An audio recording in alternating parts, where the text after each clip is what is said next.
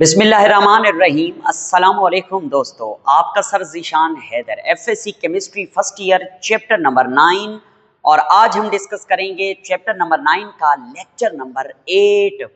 आज जो 8वां लेक्चर है वो बहुत आसान है मगर है कंसेप्चुअल। जिस बच्चे को इसकी समझ आ गई तो बड़ी ज़बरदस्त समझ आ गई, जिसको समझ ना आई उसको समझ ना आई।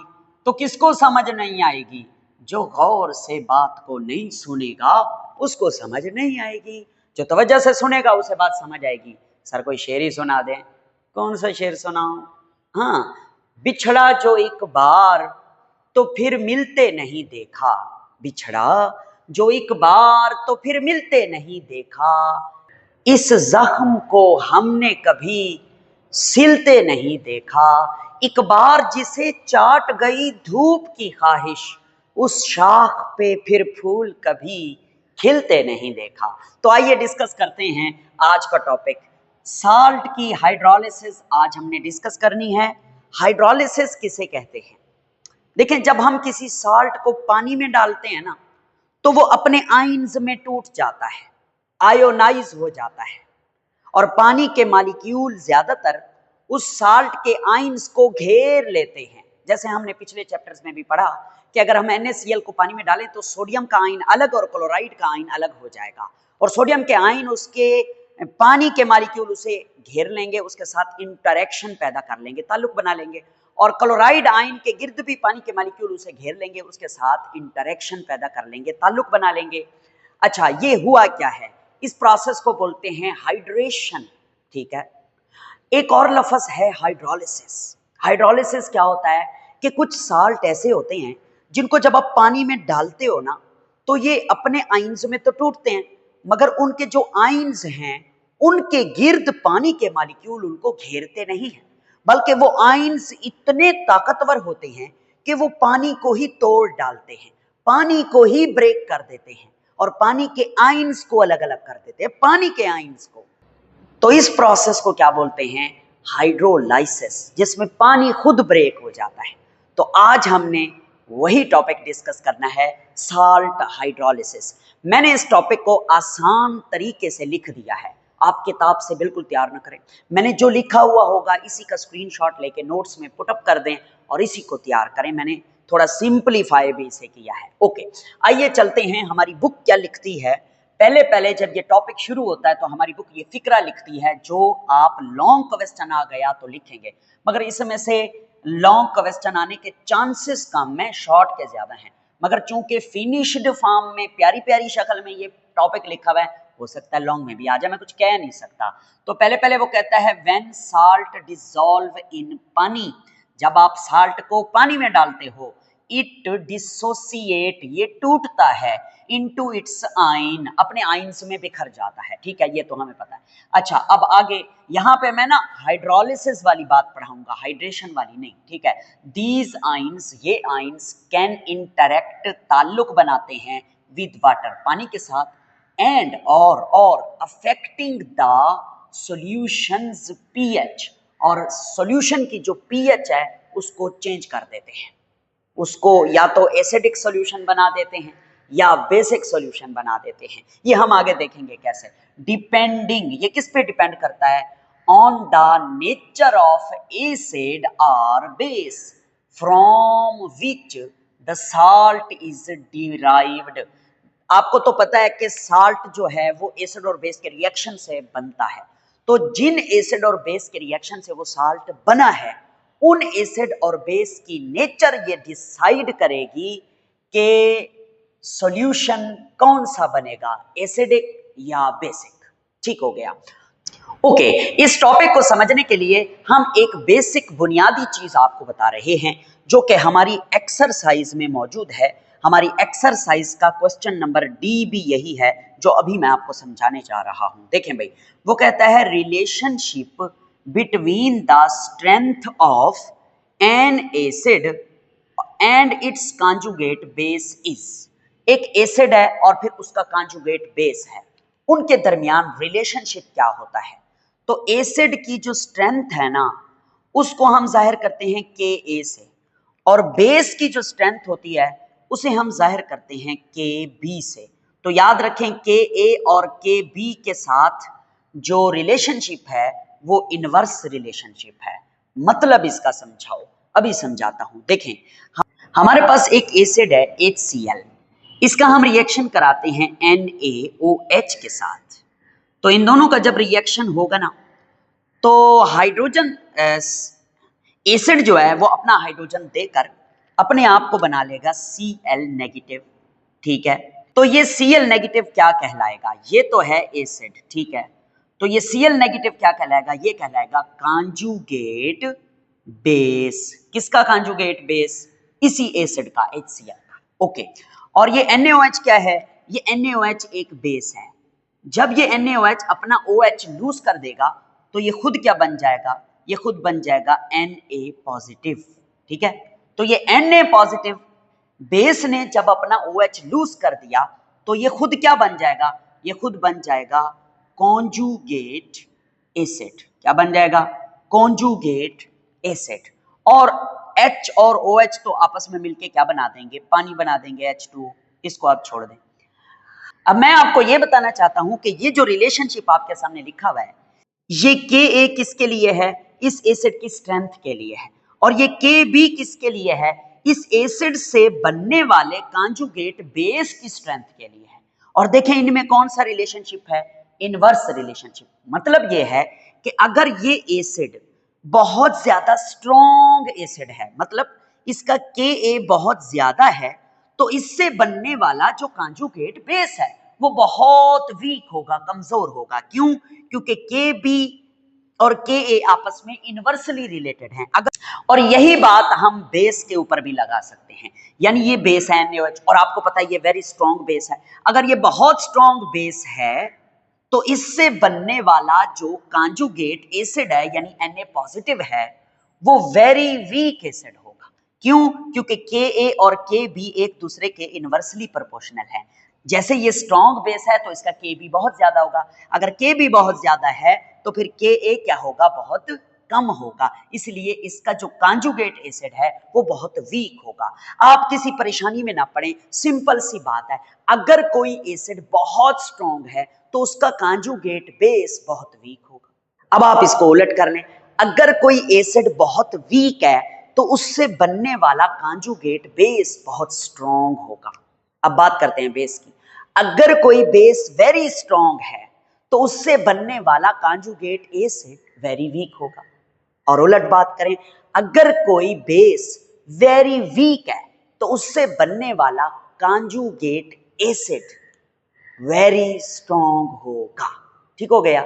Yes sir. ओके मेरे बेटे, यही बात मैंने यहां पे लिखी है। कैसे लिखी है? कि कॉन्जुगेट बेस जो होता है of a very weak acid, very weak acid का जो कॉन्जुगेट बेस होगा वो क्या होगा? वेरी स्ट्रॉन्ग बेस होगा। एंड वाइस वर्सा, यानी इसके उलट भी हो सकता है। और दूसरी बात क्या है? कि conjugate base of a very strong acid, अगर ये एसिड वेरी स्ट्रॉन्ग है तो इसका जो कॉन्जुगेट बेस बनेगा वो वेरी वीक होगा। यही लिखा हुआ है, इज वेरी वीक बेस। ठीक हो गया? तो अल्लाह करे आपको मेरी ये बात समझ आ गई हो। ये चीज जो मैंने अभी आपके सामने बनाई है ये आपने टॉपिक में लिखनी नहीं है, ये सिर्फ आपको समझाने के लिए मैंने लिखी है। ओके, और ये डी हमारे एक्सरसाइज में शॉर्ट क्वेश्चन का आंसर भी है। ठीक है, अच्छा, तो मैं उम्मीद करता हूं आपको मेरी बात समझ आ गई हो। अच्छा, अब आगे देखें कि ये जो कॉन्जुगेट बेस है Cl नेगेटिव और ये जो कॉन्जुगेट एसिड है, आपको कैसे पहचान होगी कि कौन सा आयन कॉन्जुगेट बेस के तौर पर काम कर रहा है, कौन सा आयन कॉन्जुगेट एसिड के तौर पर काम कर रहा है? मैं आपको एक टेक्निक बताता हूं इसको याद करने की। जिस पर नेगेटिव चार्ज होगा ना, आप उसको कॉन्जुगेट बेस कहना, और जिसके ऊपर पॉजिटिव चार्ज होगा ना, आप उसको कॉन्जुगेट एसिड कहना। और मजे की बात, ये कॉन्जुगेट बेस और कॉन्जुगेट एसिड जब आपस में मिलते हैं तो क्या बनता है? NaCl, जिसे हम क्या बोलते हैं? साल्ट बोलते हैं। ठीक है, ओके हो गया। अब ये साल्ट है हमारे पास, जब हम इस साल्ट को पानी में डालते हैं तो ये साल्ट पानी में जाके क्या करता है? हाइड्रेशन करता है या हाइड्रोलिसिस करता है? ये डिपेंड करेगा इन दोनों के ऊपर, ये जो इसके कॉन्जुगेट बेस और कॉन्जुगेट एसिड है। ठीक हो गया। आइए आगे चलते हैं। इसी बुनियाद पर 4 किस्म के साल्ट होते हैं। Number 1, salts of strong acid and strong base, मतलब वो साल्ट जो स्ट्रॉन्ग एसिड और स्ट्रॉन्ग बेस के रिएक्शन से बने हों।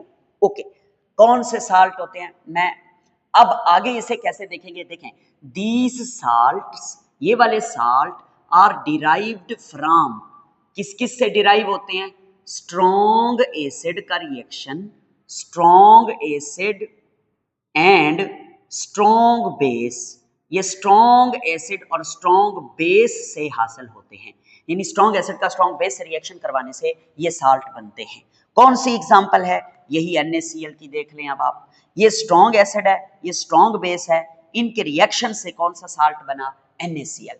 तो एग्जांपल में क्या लिखूंगा मैं, NaCl। ठीक हो गया। अब it ionize in water as, अब ये पानी में आयोनाइज होगा। कैसे आयोनाइज होगा, आपको पता है पड़ा। NaCl एक साल्ट है, हम इसको पानी में डालते हैं, Na पॉजिटिव अलग हो जाता है एक्वस फॉर्म में और Cl नेगेटिव अलग हो जाता है एक्वस फॉर्म में।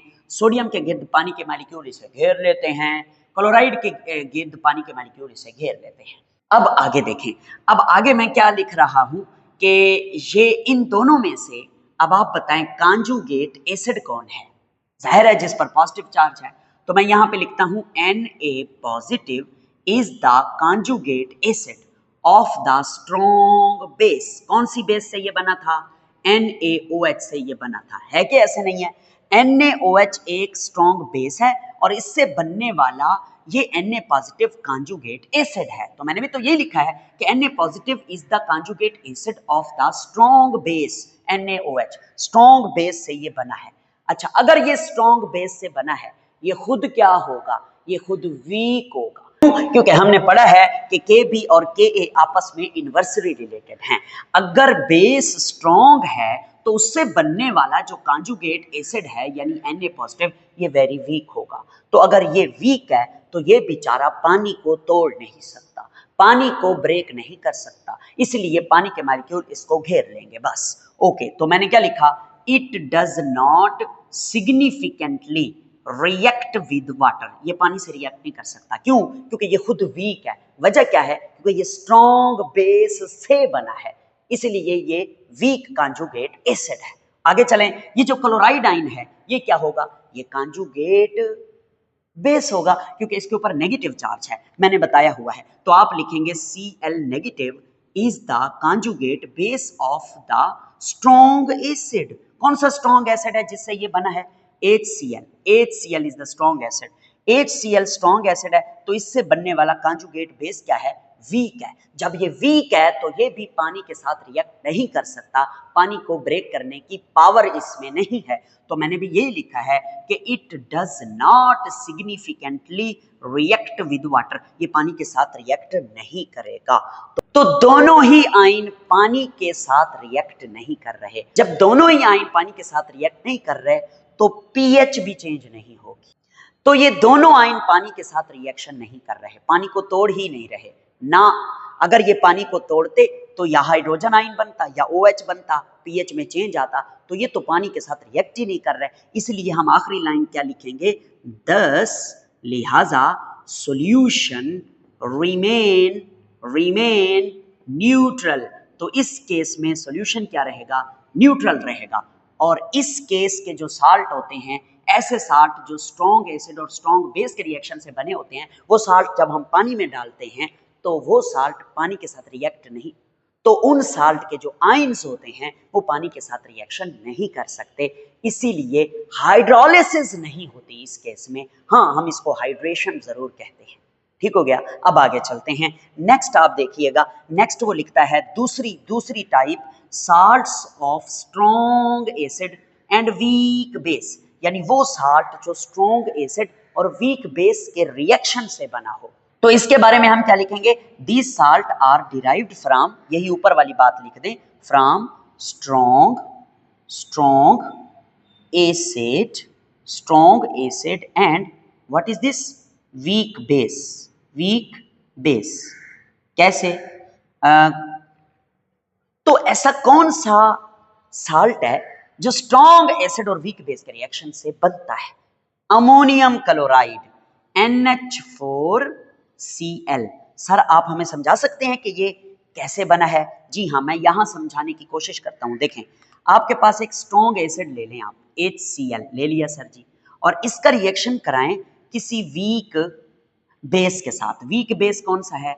NH4OH, ammonium hydroxide. इन दोनों का जब रिएक्शन होगा तो ये बेस है, जी बिल्कुल है, और वीक है, वीक बेस है। ओके, तो ये क्या बनाएगा? ये बनाएगा अमोनियम आयन NH4 पॉजिटिव। ये वीक बेस है, ये बेस क्या है? ये वीक बेस है। जब ये वीक बेस है तो इससे बनेगा अमोनियम आयन। तो वो क्या होगा? वो स्ट्रॉन्ग होगा। स्ट्रॉन्ग क्या क्या बोलो जरा? स्ट्रॉन्ग कांजुगेट क्या? एसिड। आपको कैसे पता चला ये कांजुगेट एसिड है? इस पर पॉजिटिव चार्ज है। और ये जो HCl है, ये क्या है? ये है स्ट्रॉन्ग एसिड। ये स्ट्रॉन्ग एसिड है तो ये क्या बनाएगा? ये Cl नेगेटिव बनाएगा। Cl नेगेटिव फिर क्या होगा? ये स्ट्रॉन्ग एसिड है तो Cl नेगेटिव होगा कांजुगेट बेस। कांजुगेट बेस, और ये कांजुगेट बेस क्या होगा? Weak conjugate base. समझ आ रही है कि स्ट्रॉन्ग एसिड से बनने वाला कांजुगेट बेस वीक है और वीक बेस से बनने वाला कांजुगेट एसिड स्ट्रॉन्ग है। ओके, तो NH4 पॉजिटिव और Cl नेगेटिव जब आपस में मिलते हैं तो ये साल्ट की शक्ल में NH4Cl में आ जाते हैं। तो ये NH4Cl फिर कौन सा साल्ट है? ऐसा साल्ट जो स्ट्रॉन्ग एसिड और वीक बेस के रिएक्शन से बना है। अब आगे चलते हैं। It ionize in water. इसको पानी में आयोनाइज करें। किसको? इसको NH4, ठीक है,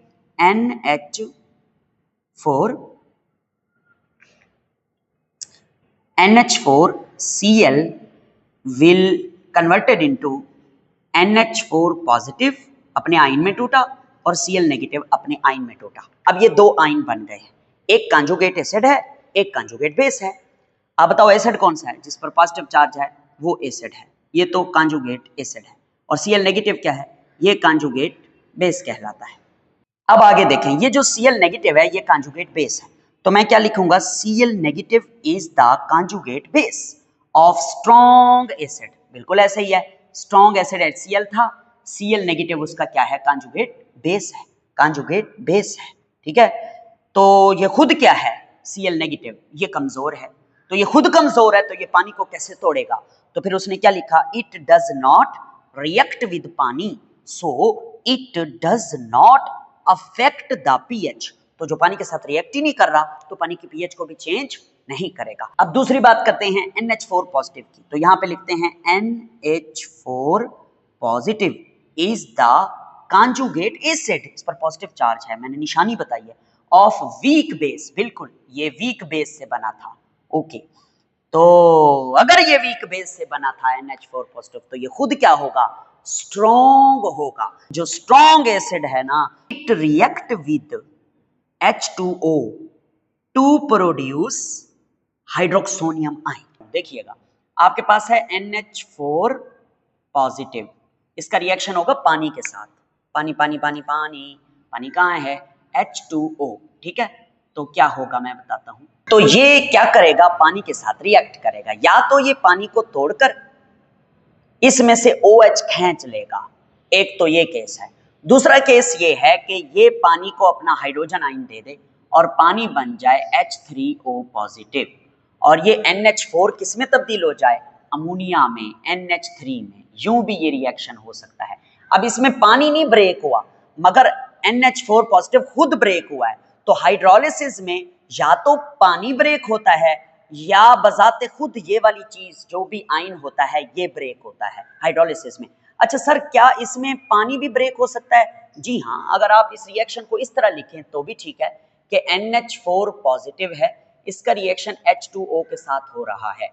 ये H2O से OH खींच ले और ये बना दे NH4OH, और साथ में पानी से OH खींचा तो पानी का H पॉजिटिव यहां आ गया। तो H पॉजिटिव जनरेट हुआ है। ये सॉल्यूशन क्या बन जाएगा? ये सॉल्यूशन एसिडिक बन जाएगा। यहां भी तो ऐसे है, हाइड्रोक्सोनियम आयन जो है वो बना है, तो ये सॉल्यूशन जो है एसिडिक इन नेचर होगा। मैंने लिखा भी है द सॉल्यूशन बिकम एसिडिक। क्यों? हाइड्रोक्सोनियम आयन जो पैदा हो गए हैं। हाइड्रोक्सोनियम आयन का मतलब है पानी के ऊपर हाइड्रोजन आयन चढ़ गया है। अब पानी के ऊपर हाइड्रोजन आयन चढ़ा है तो हाइड्रोजन आयन आ गया है ना सॉल्यूशन में, तो पीएच चेंज हो जाएगी। समझ आई? इस रिएक्शन को बोलते हैं हाइड्रोलिसिस, ये जो मैंने यहां पर लिखा है। अच्छा, इस रिएक्शन की डेफिनेशन यानी हाइड्रोलिसिस की डेफिनेशन भी हमने यहां पर लिखी हुई है, जो कि हमारी टेक्स्ट बुक में तो नहीं है मगर हमने यहां पर उसको लिख लिया हुआ है, तो आप इसे नोट बेशक कर लें। हाइड्रोलिसिस की definition, the interaction between salt and water.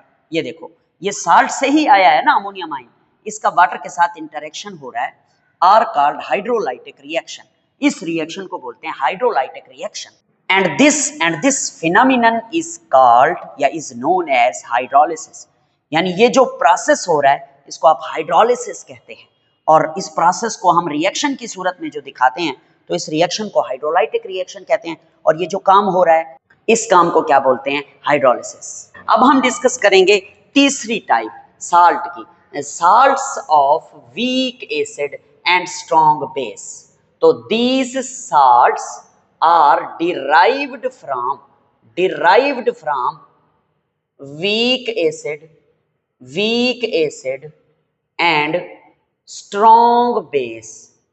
ऐसा कौन सा साल्ट है जो वीक एसिड और स्ट्रॉन्ग बेस से बनता है? Sodium acetate CH3COONA, this is the sodium acetate. ये वीक एसिड और स्ट्रॉन्ग बेस के रिएक्शन से बना है। सर बताओ कैसे? वीक एसिड और स्ट्रॉन्ग बेस, पहले तो मैं ना आपके सामने वीक एसिड लिखूंगा, CH3COOH। एसीटिक एसिड है, ये वीक एसिड है, ठीक हो गया, वीक एसिड। ओके, अब इसका रिएक्शन कराएं स्ट्रॉन्ग बेस के साथ। स्ट्रॉन्ग बेस है NaOH, ये क्या है? ये स्ट्रॉन्ग बेस है, ठीक है। ओके सर जी, ओके ओके ओके। अब आगे चलें जरा, आपके सामने ये जो वीक एसिड है जब ये अपना हाइड्रोजन छोड़ देगा तो ये क्या बन जाएगा? Conjugate base. ये बन जाएगा CH3COO नेगेटिव, इसे बोलते हैं कॉन्जुगेट बेस, क्योंकि ये वीक एसिड से बना है कॉन्जुगेट बेस, तो ये क्या होगा? खुद ये स्ट्रांग होगा। ओके हो गया। और दूसरी क्या चीज है? NaOH जब अपना OH छोड़ देगा तो Na बन जाएगा, तो ये Na क्या होगा? Na positive. This is conjugate acid, और ये कॉन्जुगेट एसिड वीक होता है। ये वाला कॉन्जुगेट एसिड क्या होता है? वीक होता है। क्यों? क्योंकि ये स्ट्रॉन्ग बेस से बना है, यही हम पढ़ते आए हैं। ओके, अब आपके ख्याल में अब जब ये एसीटेट आयन और सोडियम आयन आपस में मिलते हैं तो ये साल्ट बना देते हैं। अच्छा, अब इस साल्ट को हम पानी में डाल रहे हैं तो it ionize as in water. आप इसको पानी में डालें, यानी CH3COONA एसीटेट आयन को पानी में डालें तो ये ब्रेक होगा, एसीटेट आयन अलग हो जाएगा, CH3COO नेगेटिव और सोडियम का आयन Na पॉजिटिव अलग हो जाएगा। अब आप मुझे बताएं कि इन दोनों में से पानी के साथ रिएक्शन कौन करेगा? वो रिएक्शन करेगा जो खुद स्ट्रॉन्ग होगा। तो बताएं इनमें से कौन स्ट्रॉन्ग है? यहां लिखा हुआ है CH3COO नेगेटिव, ये कॉन्जुगेट बेस है और ये स्ट्रॉन्ग है। ये कॉन्जुगेट बेस है और ये स्ट्रॉन्ग है, तो ये पानी के साथ रिएक्शन करके सॉल्यूशन को बेसिक कर देगा। जैसे यहां पर देखो, ये कॉन्जुगेट एसिड था और ये स्ट्रॉन्ग था। ये देखो, strong conjugate acid NH4 positive, तो इसने पानी के साथ रिएक्शन किया था, खुद ये स्ट्रॉन्ग एसिड था, तो पानी को भी इसने क्या बना दिया? सॉल्यूशन को एसिडिक बना दिया। तो यहां पर कौन स्ट्रॉन्ग है? Acetate ion strong conjugate base है और ये सॉल्यूशन को भी बेसिक बनाएगा पानी के साथ रिएक्शन करके।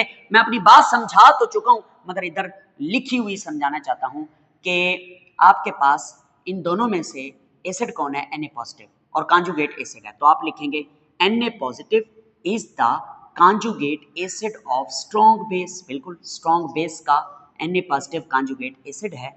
It does not react with पानी, ये खुद वीक है ना बेचारा, स्ट्रॉन्ग से जो बना है, तो ये पानी से रिएक्ट नहीं करेगा। सो it does not affect the pH, तो पीएच को ये चेंज नहीं कर देगा। अब दूसरा कौन सा है? Acetate ion. एसीटेट मैंने देखें ज्यादा जगह छोड़ी है यहाँ पे, CH3COO negative is the conjugate base of weak acid. Weak acid का कॉन्जुगेट बेस है। कौन सा वीक एसिड? CH3COOH, ये वीक एसिड है, इससे ये बना है, ठीक है।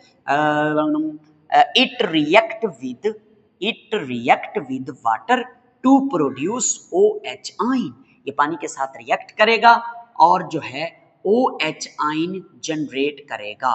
तो कैसे जनरेट करेगा OH आइन, आइए देखते हैं। CH3COO नेगेटिव, क्योंकि ये वीक से बना था तो ये बड़ा स्ट्रांग है, ये पानी के साथ रिएक्शन करेगा। HOH, यही होता है ना पानी, जी हाँ बिल्कुल यही होता है। ये पानी को कहेगा अपना हाइड्रोजन आइन मुझे दे दो, और तुम जो है इन 2 इलेक्ट्रॉनों के समेत OH नेगेटिव जनरेट कर दो, तो पानी अपना हाइड्रोजन आइन इसको दे देगा और ये बन जाएगा दोबारा से COOH, CH3COOH, एसिटिक एसिड बन जाएगा। और फिर ये पानी किस में चेंज हो जाएगा, OH नेगेटिव में। अब सॉल्यूशन में क्या आ गए, OH नेगेटिव आ गए, तो सॉल्यूशन क्या हो गया, बेसिक हो गया। तो मैंने भी लिखा है thus the solution become basic। Okay, अब हम आखिरी बात डिस्कस करेंगे, salts of weak acid and weak base.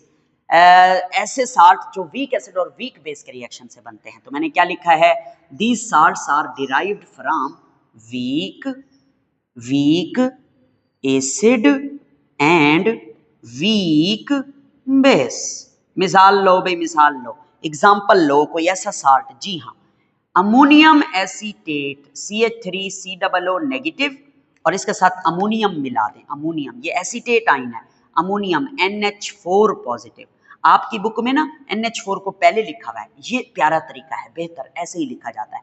This salt जो है ये कहलाता है salt of weak acid and weak base. Sir क्या आप हमें बता सकते हैं कि ये वीक एसिड और वीक बेस से कैसे बना है, यानी कौन सा वीक एसिड और कौन सा वीक बेस? हमें वाज़े नजर आ रहा है, अगर आप नाराज ना हो, हमें वाज़े नजर आ रहा है कि ये बना है एसिटिक एसिड यानी CH3COOH के और अमोनियम हाइड्रोक्साइड NH4OH के रिएक्शन से, बिल्कुल ऐसे ही है। और मैं आपको बताऊं ये क्या है, ये वीक एसिड है, बिल्कुल ऐसे ही है। और ये जो है अमोनियम हाइड्रोक्साइड, ये वीक बेस है बेटा जानी। तो इससे जो कांजुगेट एसिड और कांजुगेट बेस बनेंगे वो दोनों स्ट्रांग होंगे।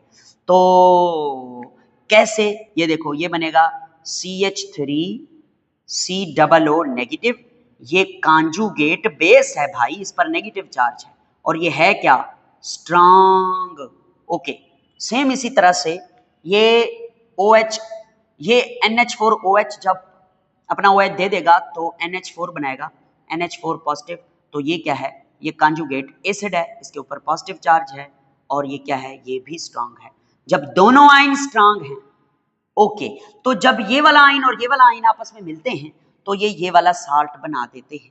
ओके, तो अब इस साल्ट को हम पानी में डालेंगे, इस साल्ट को, तो जब हम इसको पानी में डालेंगे तो ये आयोनाइज होगा, CH3COO NH4, ठीक है, इसको पानी में डालें, NH4 पॉजिटिव अलग हो जाएगा और एसीटेट आइन CH3COO नेगेटिव अलग हो जाएगा। अब ये दोनों स्ट्रांग हैं तो दोनों पानी के साथ रिएक्ट करेंगे।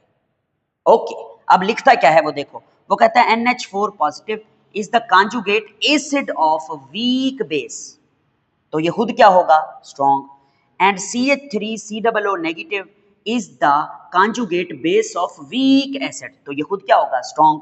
तो बोथ आइंस रिएक्ट विद पानी, दोनों आइन पानी के साथ रिएक्ट करेंगे। कैसे रिएक्ट करेंगे, हमें रिएक्शन दिखाओ, मैं अभी दिखाता हूं। ये देखो रिएक्शन, मैं बैठ गया, पहले ना मैं इस अमोनियम आइन का रिएक्शन कराता हूं, NH4 पॉजिटिव, इसका रिएक्शन कराना है पानी के साथ, ठीक है, पानी के साथ ये रिएक्ट करेगा H2O के साथ, और क्या बनाएगा वो हम यहां पर ये देखिए इस जगह पे पढ़ के आए हैं। ये पानी को अपना हाइड्रोजन आइन दे देगा और पानी बन जाएगा H3O पॉजिटिव, और सॉल्यूशन क्या हो जाएगा, एसिडिक हो जाएगा। ठीक हो गया, एसिडिक हो जाएगा। आगे क्यों, हाइड्रोक्सोनियम आइन बना है, इसके ऊपर हाइड्रोजन आइन है, तो इसलिए सॉल्यूशन एसिडिक बनेगा।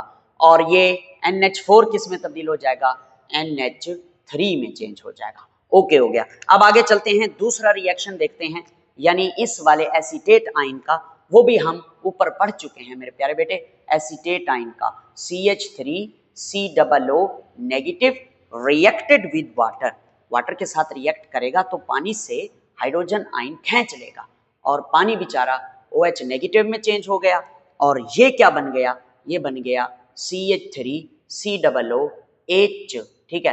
अच्छा अब ये सॉल्यूशन बेसिक हो गया। अच्छा सर जी एक बात तो बताएं, ये तो दोनों आयन एक ही सॉल्यूशन में होंगे ना, तो एक आयन जो है वो हाइड्रोजन आयन जनरेट करा रहा है, दूसरा आयन जो है वो हाइड्रोक्साइड आयन जनरेट करवा रहा है। अब तो बैक वक्त सॉल्यूशन एसिडिक भी बन रहा है, बेसिक भी बन रहा है। अब तो हम ओवरऑल क्या बात करेंगे कि सॉल्यूशन एसिडिक है या बेसिक है। तो बेटा ये डिपेंड करेगा कि ये ऊपर वाला रिएक्शन ज्यादा होता है या नीचे वाला रिएक्शन ज्यादा होता है, यानी NH4 पॉजिटिव और CH3COO नेगेटिव दोनों में से कौन ज्यादा स्ट्रॉन्ग है। वैसे तो दोनों स्ट्रॉन्ग है, मगर इन दोनों में से जो ज्यादा स्ट्रॉन्ग है वो अपना असर डोमिनेट करेगा और वही रिएक्शन ज्यादा होगा। अगर ऊपर वाला रिएक्शन ज्यादा हुआ तो ओवरऑल सॉल्यूशन एसिडिक हो जाएगा, अगर नीचे वाला रिएक्शन ज्यादा हुआ तो ओवरऑल सॉल्यूशन बेसिक हो जाएगा। तो कभी कभी ऐसा होता है कि ऊपर वाला रिएक्शन और नीचे वाला रिएक्शन बराबर लेवल पर होता है और आपका जो सॉल्यूशन प्रोड्यूस होता है वो नियरली न्यूट्रल होता है। क्यों? क्योंकि उसमें बनने वाले हाइड्रोजन आयन और बनने वाले हाइड्रोक्साइड आयन तकरीबन बराबर होते हैं। तो यही बात मैंने नीचे लिखी हुई है, आइए आपको अंडरलाइन करवा देता हूं। वो कहता है one ion may react more, इन दोनों में से एक आयन का रिएक्शन ज्यादा होगा than other. It depend upon, ये डिपेंड करता है the relative strength of conjugate acid and conjugate base, यानी ये वाला कॉन्जुगेट एसिड ज्यादा स्ट्रांग है या ये वाला कॉन्जुगेट बेस ज्यादा स्ट्रांग है, इनकी स्ट्रेंथ पे डिपेंड करता है। This solution may be acidic, may be basic और nearly about equal to neutral, हो सकता है कि वो न्यूट्रल हो, मैंने वजह बताई है। तो depend on which reaction is more dominant, ये इस पे डिपेंड करता है कि इन दोनों में से कौन सा रिएक्शन ज्यादा होगा, डोमिनेट कर जाएगा। जी जनाब, ये था हमारा आज का आर्टिकल, आप इसको नोट कीजिए और इसका स्क्रीनशॉट बनाइए, भले भले कीजिए, पढ़ते रहिए, प्यार करते रहिए अपने आप से, अपने वालिदैन से, अपनी किताबों से। ओए बना लिया ना स्क्रीनशॉट? यस सर बना लिया। अल्लाह हाफिज।